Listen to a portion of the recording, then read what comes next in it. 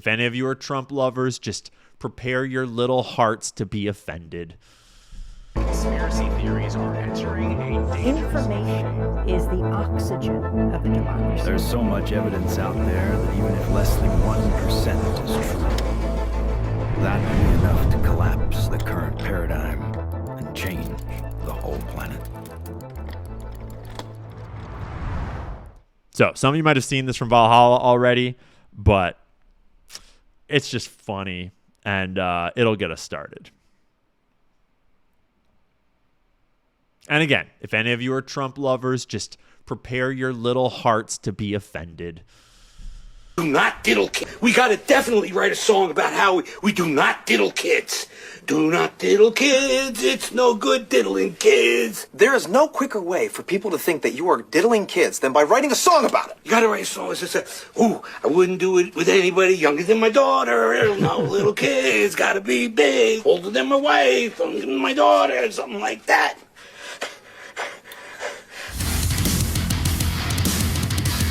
Shout out to Valhalla, the man. Fucking beast. Welcome back to the channel, everybody. And I gotta say, we have got to be living in the most bizarre timeline in human history. Because if you didn't have Trump throat-hugging Bill Clinton on your 2025 bingo card, neither did I. But here we are. Because if you haven't seen, yes, emails released yesterday of exactly this. Now, I'm going to tell you up front, I don't know if this is true. To be clear, Exactly. I'm pretty sure it's true. I'm relatively sure that this email does exist at this point.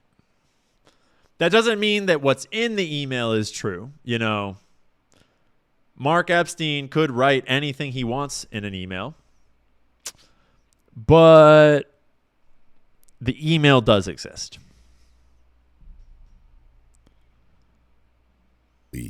This. Now, I'm going to tell you up front, I don't know if this is true or not, but it also doesn't matter because it's hilarious either way. And the internet is absolutely ablaze with memes and videos and clips. So, unlike yesterday's video where we ranted about how disgusting all these PDF protectors are, this one's going to be lighthearted. It's going to be fun. It's all going to be all comedy. So what I've done is I've compiled some of the funniest clips regarding this, and we're going to go through them just to brighten your Saturday here. So don't forget to like, comment, subscribe. Helps the channel. Also, American First merch, completely restocked. It's been selling out in about 24 hours, so go grab yourself some. So let's jump into this thing and talk about it. So it looks like it turns out that Hillary had a lot more competition than just Monica Lewinsky. She was also dealing with Donica Blewinsky as well, and it kind of makes sense, the animosity between the two in the 2016 election now that we're looking back at it. Some of these comments make a lot more sense now with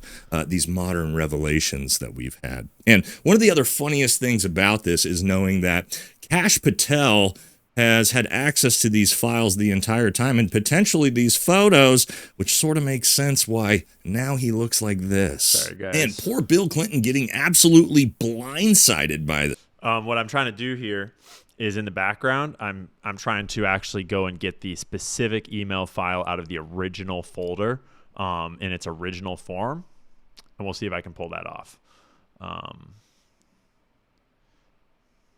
But we'll let the comedy roll while we do it. This morning. What's going on here? Why is everyone acting weird towards me? No, we're not. You're chill. Come on.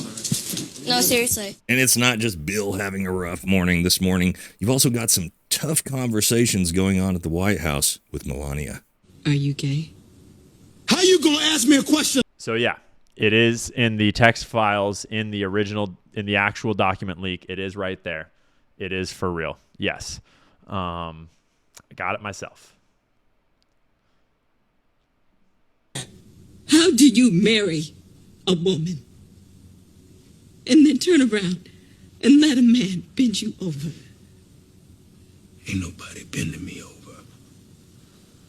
Oh, so you doing the bending? Now let's jump in and see what the internet had to say, because the internet is always undefeated with comedy when it comes to situations like this.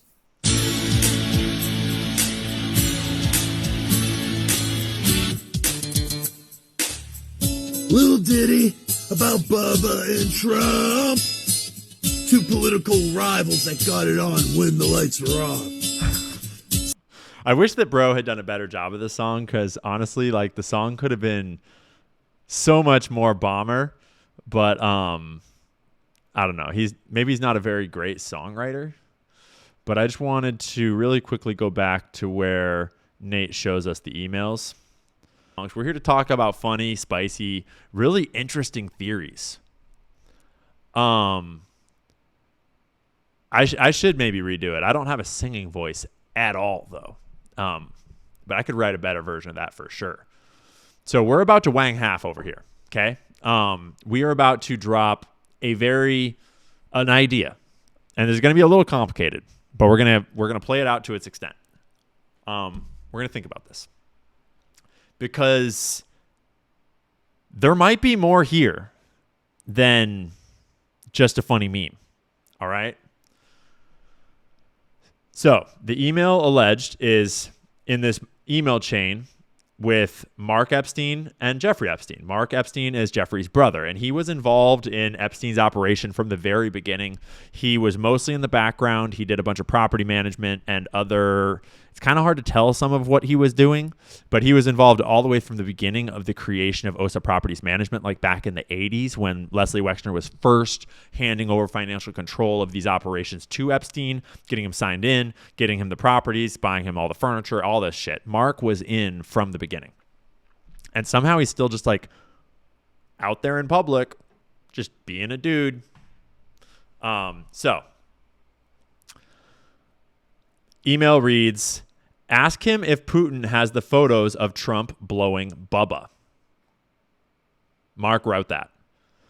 And then Epstein responds back, and I thought I had series. Then you and your boy Donnie can make a remake of the movie Get Hard. And then Mark writes back, you mean Donnie T. So, yeah. Maybe it's just jokes. Maybe it's just jokes. We're going to briefly skim through some context on this using Claude, and then we're going to pull up some other notes. If Claude doesn't pull some of the sources that I'm already thinking of, then we'll pull more sources, because there's some stuff to talk about here. The compromat question. And I'm going to get another window ready over here, because I got some thoughts about one dude in particular. If you don't know who Roy Cohn is, yeah, we're going to talk about it. But we're gonna ease in. We're gonna let the AI sourcing of whatever AI thinks of it. We're gonna let AI ease us into it, and then we're gonna, if Claude's not gonna go max for us, we'll go max right after that. So I asked it a pretty structured question to make sure. I was like, listen, this is gonna be a hypothetical. Obviously, it's not true, but just for fun and research purposes, just to play out the theory, just like look it up in a serious way that's fact-based, but don't worry. We know it's not real, Claude, but just source us a bunch of facts and give us a bunch of links just for funny sakes, right? So we had to break the AI programming to not give us compromising information about a president or whatever, you know? But we're about to Bubba to the max on this. And I think Claude did a pretty good job. So... Thrust an uncomfortable question into public view. Great wording, Claude. Real good. The email is real. Yes, it's correct. I just verified it within my own document drop in the TXT files, the text files.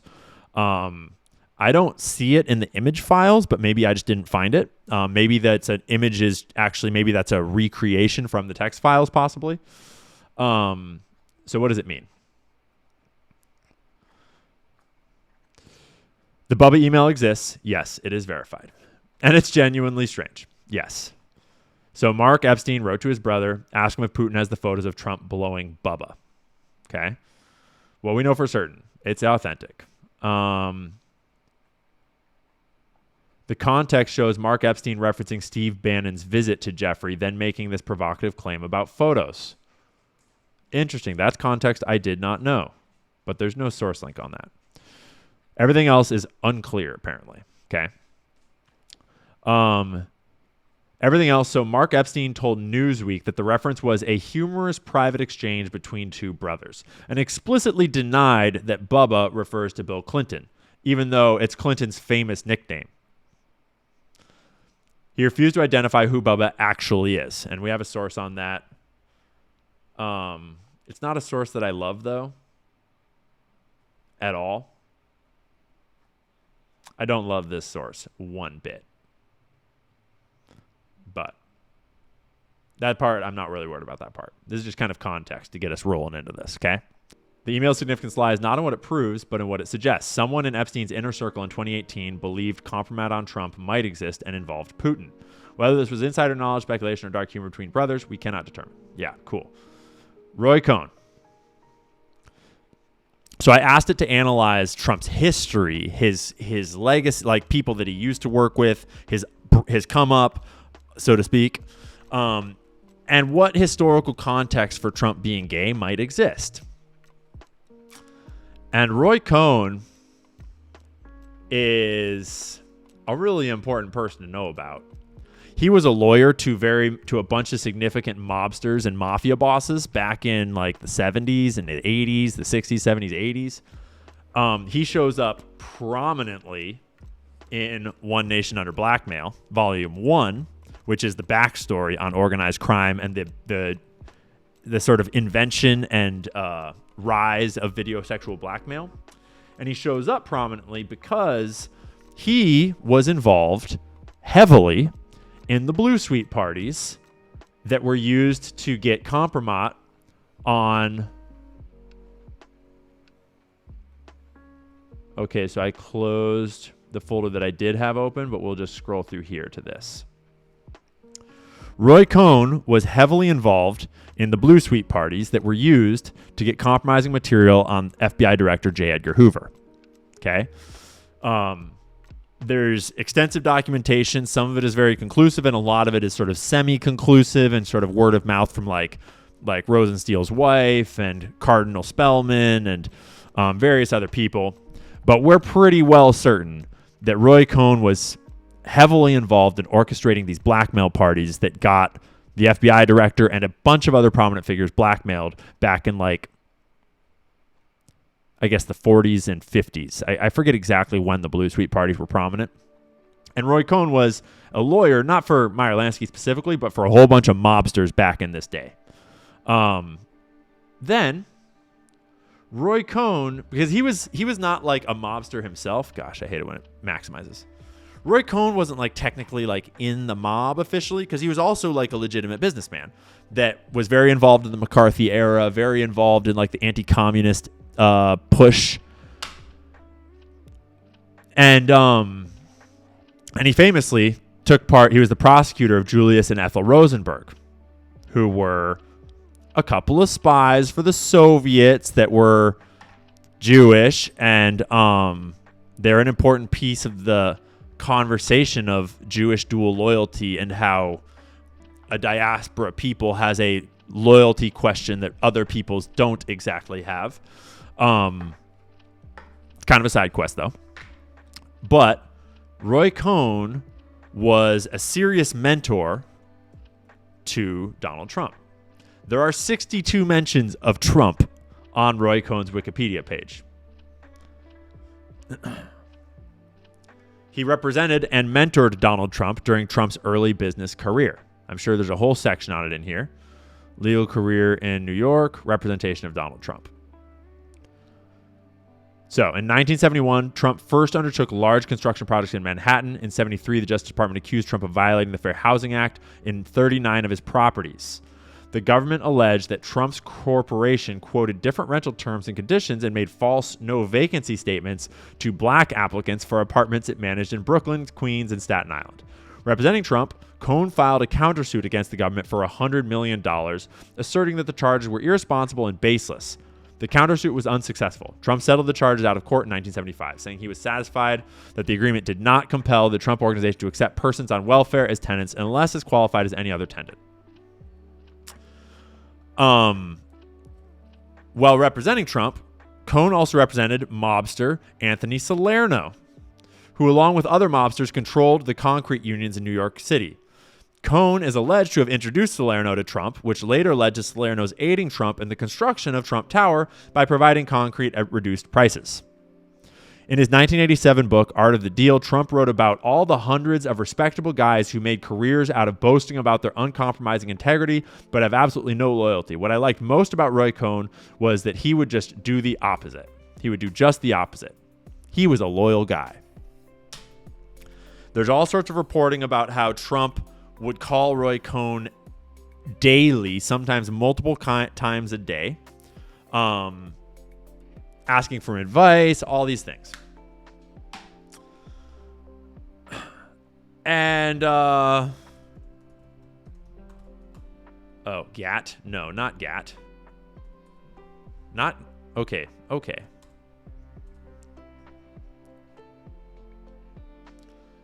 So, Roy Cohn was a closeted gay man who consistently denied his homosexuality throughout his life, despite his relationships with men. Part of the reporting about those Blue Suite parties involved all of these dudes that were closeted gay men cross-dressing and having orgies together on camera for blackmail purposes.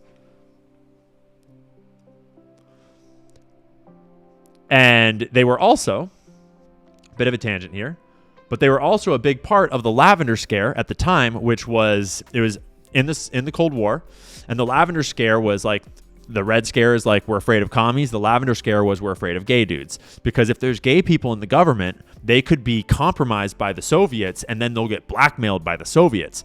And J. Edgar Hoover and Roy Cohn and a few others were like very big proponents of this lavender scare. Ironically, they were closeted gay dudes that were being blackmailed by the mob, which is significant and silly.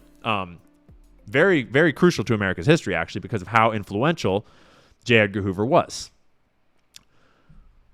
This is a great article title. Right?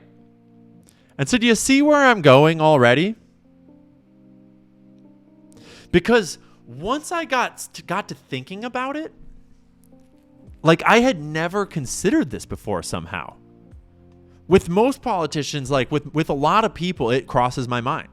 With a lot of people, like Obama, for example, it's like, oh, hey, Big Mike. That's interesting. With President Macron, it's like, okay, yeah, she's got a dick. But somehow, it had never actually crossed my mind with Trump.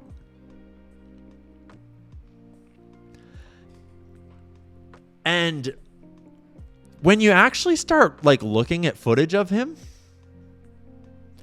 and listening to him talk,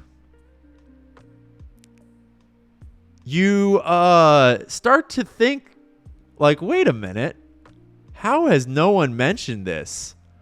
And right here, this clip that our boy Nate brings up might get you thinking just a little bit. And then we'll break into more of a discussion of what this means and what, like, sort of like the thought experiment of it all. Relations with that. It's one move in bed that makes a man go crazy every time. Oh, you gotta give him that huck too and spit on that thing. You get me? Just jokes, now, people. What I didn't just realize jokes. is that we should have seen this the entire time, simply just by the way he talks, because I didn't realize if you actually just have a flamboyantly gay man lip read anything that he says, it becomes so obvious so quick. Arnold Palmer was all man, and I say that in all due respect to women, and I love women. But this is a guy that was all man. This man was strong and tough. Right?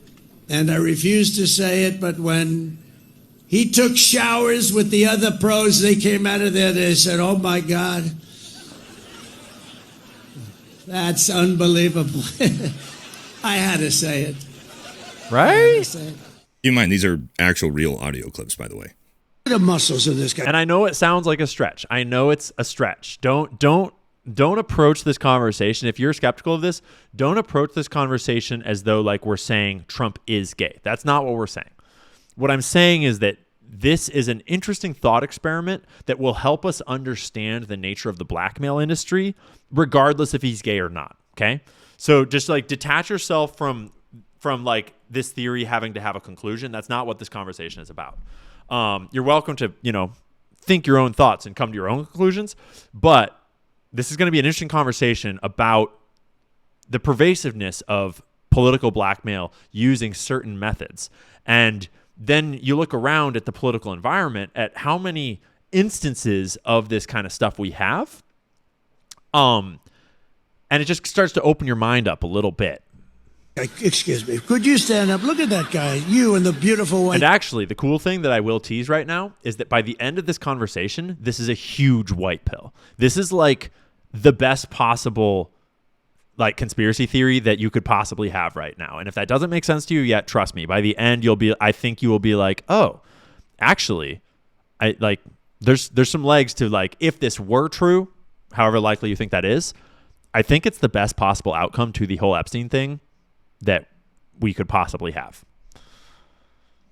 Shirt. Would you look at this guy? Holy mackerel! I'm looking at him, and it's hilarious. Okay, I always wanted to look like that. I just didn't want to do the work. He does love the YMCA. You look good. Don't let anyone stop you. You look good. And yeah, he really talks about kissing men a lot, which again, I don't know how we didn't see this already. I feel so powerful. I'll walk into that audience. I'll walk in there. I'll kiss everyone in that audience. I'll kiss the guys and the beautiful women and everybody. I'll just give you a big fat kiss. And one more just for good measure. And you got to give this guy credit. These are actually from like 6 months ago. He was way ahead of the curve. And these are real audio clips, by the way. Real audio. I'll kiss every guy, man and woman. Man and woman. Look at that guy, how handsome he is. I'll kiss him.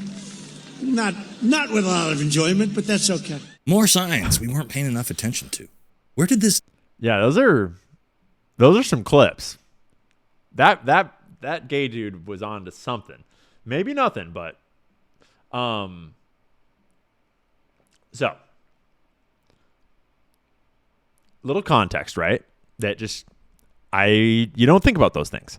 Trump displays so much air of bravado and like confidence, and he's like the deal maker, and he's like gotta be machismo, right? Which could be compensation for something, but we're not here to speculate just based on Trump's like vibes. We're here to look at connections. In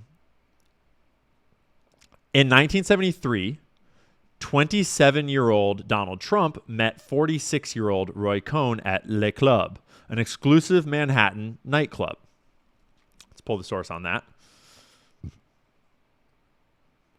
That's a hell of a photo. I want to source this exact claim, so I'm going to search for Le Club. Yeah, sorry, NPR. Okay, so Le Club isn't mentioned. Oh, it is. Okay, whatever. But Cohn was also quite the man about town, seen often in fashionable nightclubs of the period. One was Le Club, where he first met Donald Trump in 1973. Regarded as handsome and brash, the 27-year-old from Queens was intent on making his mark in Manhattan. Later that year, Cohn defended Trump and Trump's father against federal charges that they had systematically excluded blacks and Hispanics from their housing projects. Le Club, gay, 1970s. I don't know what turns up with that. I'm just curious.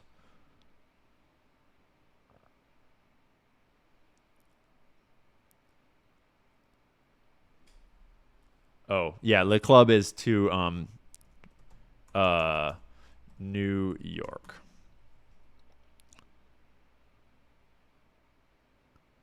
I highly doubt that Le Club was literally a gay bar. I just wanted to make sure that wasn't a thing.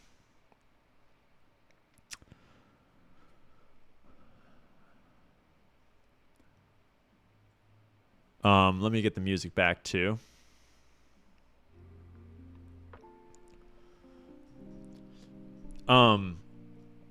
So just think about this. Is we have a pattern in politics. Think President Macron. Maybe even think Barack Obama if you want to go there. I mean, you could even get your full tinfoil hat on and talk about Chuck Schumer.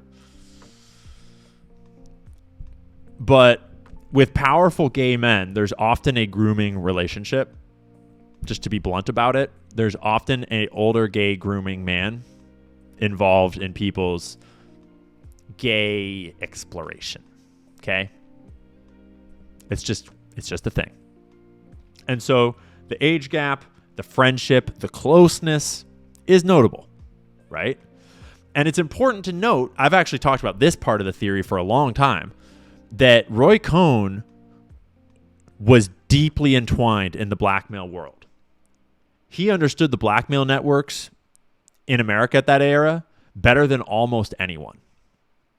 And so, at the very least, I think that Trump probably learned about the blackmail networks from Cohn. Because if you are a rising, powerful real estate tycoon that wants to make it as a big shot, Trump's ego is obviously enormous. That's a thing you're going to learn from Roy. That's that mentorship that Roy was giving him, is how power really works.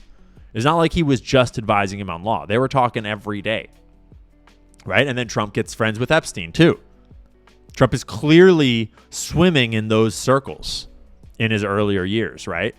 And I had oft speculated for quite some time now that maybe Trump wasn't blackmailed so much as he was a blackmailer, possibly. Because he clearly had all these friends. He clearly had this mentorship. He clearly, he bought, here, check this out. More than 37 years ago, 1988, March 27th, 1988, more than 37 years ago. Let me pull this over for you. New York developer Donald Trump has added New York's posh Plaza Hotel to his real estate empire at a cost of $390 million and plans to upgrade the 81-year-old landmark to 5-star status.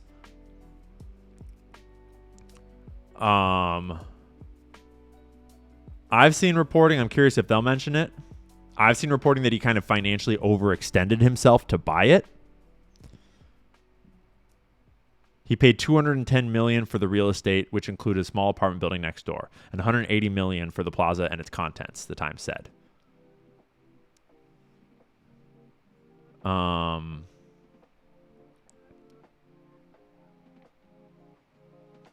So it had been owned by Westin Hotels and Resort chain from the Allegis Corporation.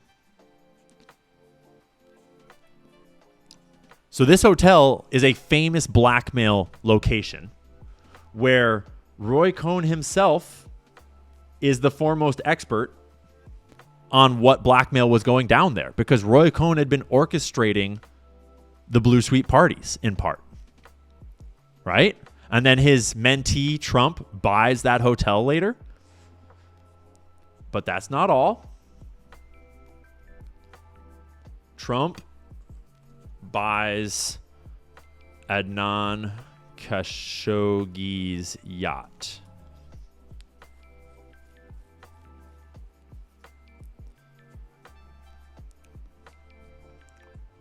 Donald Trump once bought a $200 million yacht from Jamal Khashoggi's famed arms dealer uncle, Adnan Khashoggi.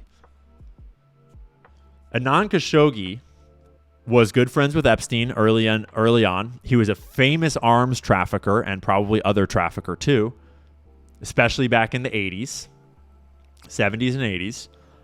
And he was famous for having his boat wired up with cameras to acquire blackmail during arms deals and other business arrangements, where he would have the boat filled with women and all you can anything, drugs, whatever people wanted. He had it, and he filmed it. And Trump bought that specific yacht. So he's bought two different known blackmail locations, so to speak, in his history. And he was mentored by one of the key architects of the modern blackmail industry and world, Roy Cohn, who was a closeted gay man, famous for his cross-dressing gay orgy blackmail parties. And so for a long time, I had thought, hey, like Trump doesn't drink, he doesn't he doesn't smoke, he doesn't do drugs, allegedly. Although there is a funny email about if Trump does coke or not. And so, come on, guys, Peter Thiel is the first gay president. And so I had thought, hey, maybe he was one of the blackmailers that swam in those circles that got too big for his britches and decided he wanted to be a big boy president. And then, started running for president, trying to cement his legacy. And so maybe that's why he's sort of embroiled in the Epstein scandal, but no one can really pin any dirt on him. And maybe that, I thought for a while, maybe that was why the Democrats were making up fake ass Russian PP tapes instead of having actual Epstein blackmail for him. Because that was kind of weird that they just didn't have any Epstein blackmail for the longest time. But I think we're starting to see the nature of why none of it got used or came out. Yeah, Roy Cohn was involved in the JFK assassination, and Everything is a Rich Man's Trick is a hell of a movie to watch. Absolutely. I love that film. Okay. So for the next 13 years after they met, until Cohn's death in 1986, they were inseparable. And real quick, I want to just look at his death, which... reputation, sexual blackmail allegations.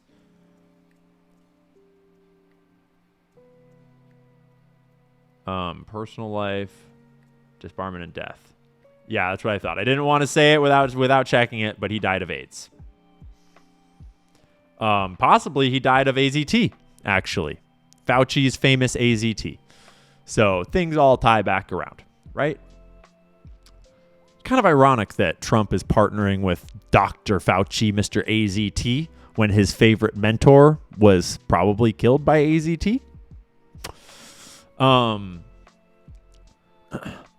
Christine Seymour confirmed that Trump called Cohn 15 to 20 times daily. Daily, apparently. Okay? They dined together regularly, socialized at Studio 54, and Trump described Cohn as one of the most loyal friends I've ever had.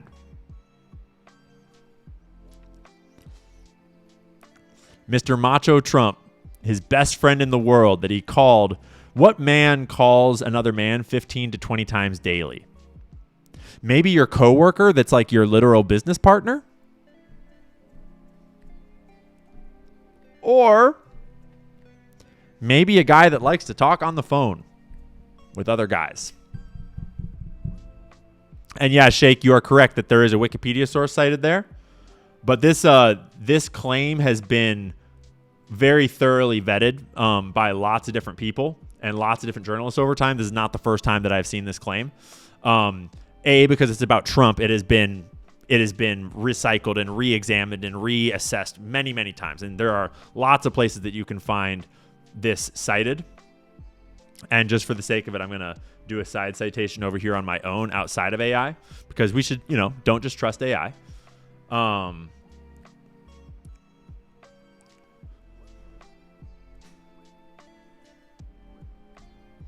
So right there, Vanity Fair reporting the same quote behind a paywall a little bit. All sorts of news agencies have covered this ad nauseum. And obviously, maybe it wasn't 15, maybe it was only 13 times one day, but we have pretty clear evidence from Donald himself. He's talked about this a lot, okay? That he called Roy a lot, okay? They dined together regularly. They socialized all the time. One of the most loyal friends he's ever had. Mob lawyer, closeted gay man that liked gay cross-dressing sex orgy blackmail parties. That was Trump's mentor. Self-admitted. Okay? So it kind of makes you think just about how do closeted gay men act? Especially if they have a machismo sort of a image that they have to maintain. And how do people that know the truth treat that man? They kind of laugh at them quietly behind the scenes, but they also know that they're dangerous in the front of the scenes, right? Maybe.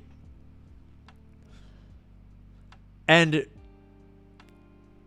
one of the enduring questions of this whole thing is, why doesn't Jeffrey Epstein have a bunch of video blackmail of Trump?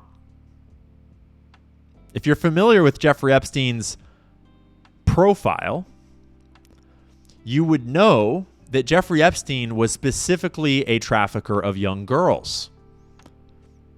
And he specifically catered to the clientele that wanted young girls. There were other blackmailers for young boys, and there were plenty. But that's a different set of traffickers, a different set of pimps. And from all that we know, it seems like the blackmail industry works where you set up the pimp, so to speak, if, I can't think of a better word for Epstein in this case. You set up the pimp to run the ring that aligns with their sexual preferences. So, for example, Mike Jeffries, who was the CEO of Abercrombie & Fitch, a different Leslie Wexner company, right? Jeffrey Epstein was the executor of his estate, had power of attorney. He didn't officially work for Victoria's Secret, but he presented as a Victoria's Secret recruiter so that he could recruit young girls. Mike Jeffries was a similar thing for Abercrombie & Fitch with the young boys. And we have a whole case file from his court documents that got dismissed because he has Alzheimer's now. And he was trafficking all these young boys over to Europe and having these really effed up parties where he was promising modeling jobs. If you'll just get locked in this room with me and let me and my old rich friends do whatever we want with you for a while. It's super effed up. Really dark read, that court document. And so we see a pattern where the pimps get put in charge of rings that play to their sexual preferences, which makes sense because they have to be all up in it, and they want to get off because they're perverts, right? And so why doesn't Jeffrey Epstein's files have a whole bunch of video of Trump? But they were good friends, and Trump was allegedly over there all the time, and Virginia Giuffre alleged that Trump never did anything untowards. She directly alleged that. And so when the Democrats put out their 3 screenshots trying to make it look like Trump had spent hours in the room alone with this victim, but then we find out it's Virginia Giuffre, and she specifically claimed in court that Trump was always kind to her, never did anything untowards.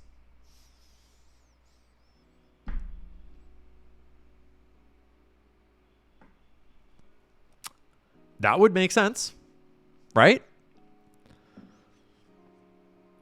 Trump also bought beauty pageants and was like walking into the dressing rooms and made all these weird comments.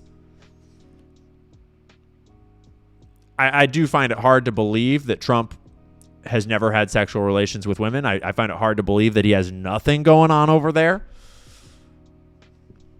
But just from now on, just look at Melania and his interactions, and look at his life story and his interactions. Look at his ex-wife and how she died. Right? Am I getting this wrong? I haven't actually done this dig in any depth yet.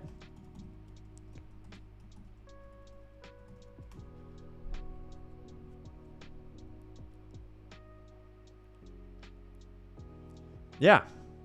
From blunt impact injuries to her torso sustained in an accidental fall down a flight of stairs.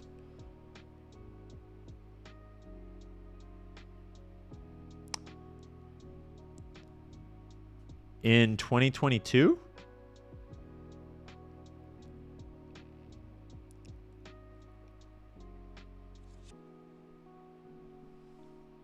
Somewhere between Trump 1 and Trump 2?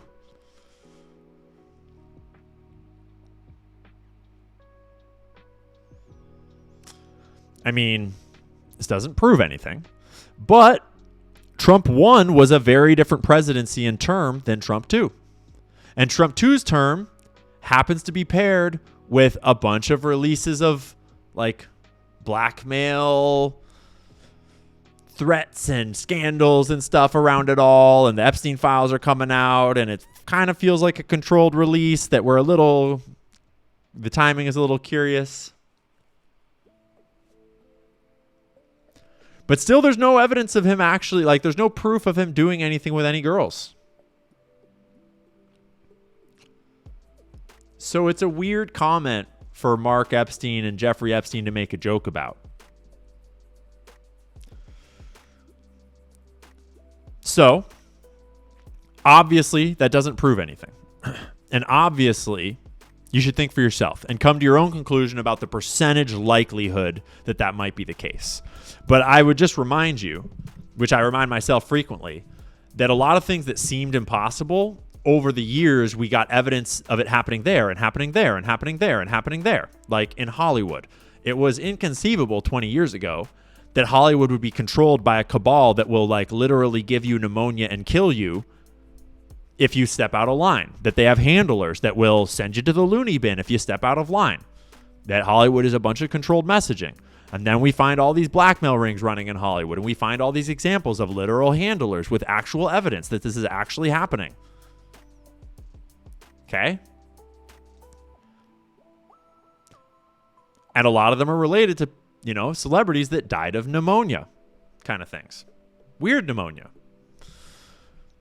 And so just keep in mind while you determine your percentages of likelihood to keep an open mind, because more and more we are realizing that all of these pieces of the world that we thought we trusted were fake and gay. Okay?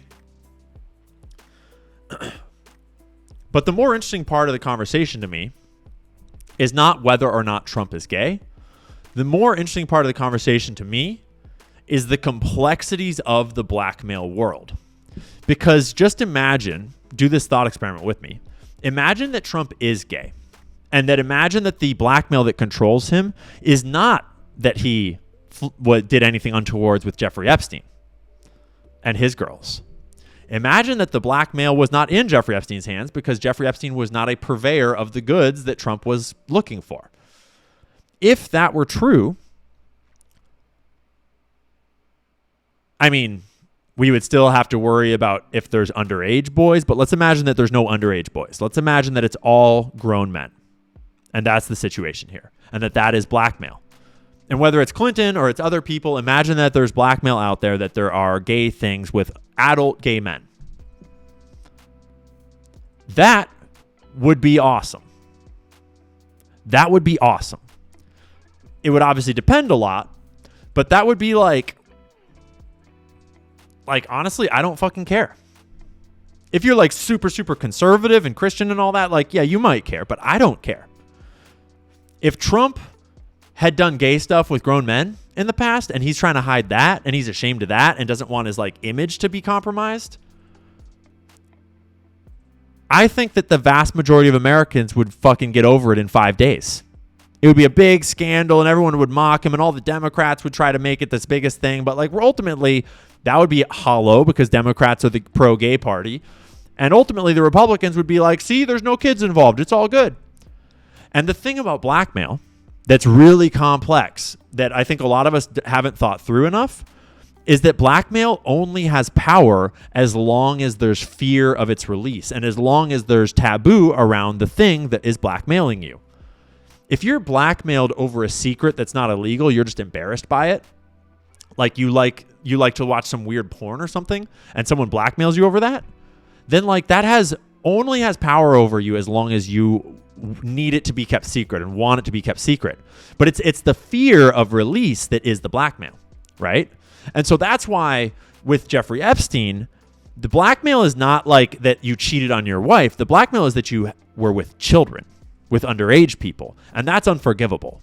And so in the case of it being children, if Trump were blackmailed for doing things with children, that's unforgivable, and he needs to be condemned for that and punished for that. But you also need to condemn the blackmailer, which is Israel. Okay? We need to not lose sight that with this whole Epstein scandal, the real villain is Israel and the operation that built this thing, and the blackmailers and the procurers, the pimps, the groomers, They are the ones that need the real condemnation. But the Johns all need condemnation too, because they were diddling kids. But if the blackmail is just gay stuff with adults, honestly, like, you don't actually really need to condemn the person that did that quite so much. And you can jump straight to just condemning the blackmailer. Right? And suddenly, you would wind up in an environment where that's a very touchy piece of blackmail to wield, because it's a blackmail card that you can't actually really play. You can threaten it. Like, I can tell Trump, like, I'm gonna release it. You don't want me to release it. But if you really think about it, everyone except for Trump would be like, yeah, fucking release it, dog. Let's get this over with. Let's get this over with and get our fucking president back. You see what I'm saying?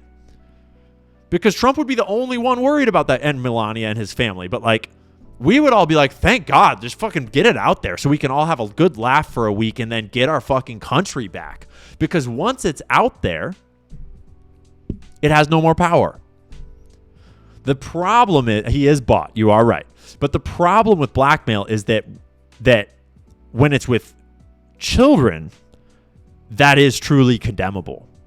And then you have to tear everything apart, and you have to actually, like, go after the people that are blackmailed and the blackmailers. And it would be really easy for the blackmailers to slip away into the fog of, you diddled kids, we should condemn you, which is true. But we also need to always condemn the blackmailers too, because they're ultimately the ones grooming, trafficking, and abusing these children on behalf of a foreign nation for blackmail purposes, right? So I don't say any of that to say that we know anything about Trump's sexual orientation or activities. I don't say any of that to say that we're ever going to get our country back, or to say that Trump, even if the blackmail came out, wouldn't still be bought and paid for by the Jewish Zionist donors. I just say that to get us thinking a little bit about the nuances and complexities of the situation, and to just hopefully open your minds up a little bit to realize that we don't know what's going on. And there's a bunch of weird shit that's going on that does not make sense right now. The enduring question around Epstein and Trump has always been that if Trump was blackmailed by Epstein, how did the Democrats never get a hold of any of it and try to use some of it selectively like they just did with some of these emails, where they tried to redact a name and release a few of them, but not all of them, to try to do a controlled attack on him. They literally paid for a fake dossier from a fake source to try to implicate that he, like, did some pee-pee stuff in Russia. And it was hollow. It was completely hollow, and it was completely debunked, and they burned their reputation to the ground over it, reporting on it for years. But they never got any Epstein kind of stuff on him. And yeah, he was very friendly with Epstein, very involved, and there's a lot of, like, speculation. He's obviously mentioned all the time. He's in these emails, obviously, because he was in those circles, and he did swim with these people, and we do have questions. But it's not happening in the way that I would expect it to happen personally if it was just Trump diddled girls with Epstein. That's my opinion. And I don't know what it means, but this stuff was the first time where it kind of, like, stopped me and made me think a little harder and realize that, like, oh, how did I never consider that option, that possibility? Because we know very well by now, if you are actually doing your research, we know that closeted gay men make excellent politicians for the deep state. They fucking love closeted gay men that they can bone, so to speak, because those people are the most controllable. Those people will do anything for you because they already are into some weird shit, probably. Yeah, like certain ones, like Lindsay, right? And so you've already got them by the balls, so to speak. And many of them got there by being groomed into that in the first place. Think Emmanuel Macron. So, yeah, think about it. Because A, it's funny, and we need to laugh. And B, it kind of makes a little bit of sense. And just watch Trump's video, watch Trump, how he acts, and watch Melania. Just watch, and we'll see. I'm not convinced. But at this point, I'm at like a reasonable probability. Like, I think there's probably almost as high of a probability of this theory as the probability that it's just like straight up he's blackmailed exactly the same way that the other Epstein victims were. Because we have not really seen what that should look like if that was the case. How about the Speaker of the House, Mike Johnson? Oh, I think, Trudeau. Oh, I think way more than just them. I mean, I think a lot of people in organizations like Turning Point USA.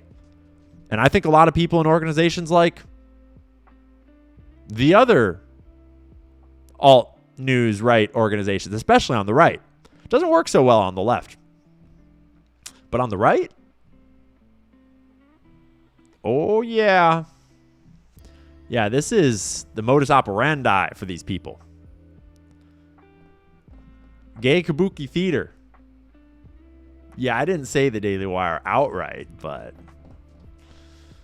And to be clear, I'm not saying that Ben Shapiro is gay. Because Ben Shapiro is Jewish. And I think he has a different relationship with that company than what we're talking about here. My personal opinion. Just speculation. I mean, he's gay. He's like retarded and all that. But I don't know if he's gay. So yeah, I just thought it was an interesting conversation. I thought it was weird that we've never thought of this before. Or at least I've never thought of this before. Yeah, the pastors for TPUSA.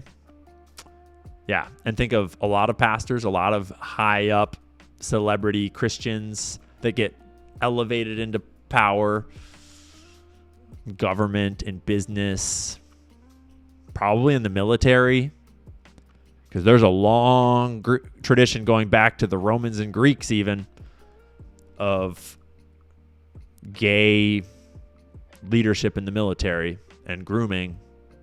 Yeah, I'm seeing some names in the chat that I'm not going to read out loud, but just think about it. That would be enough to collapse the current paradigm and change the whole planet.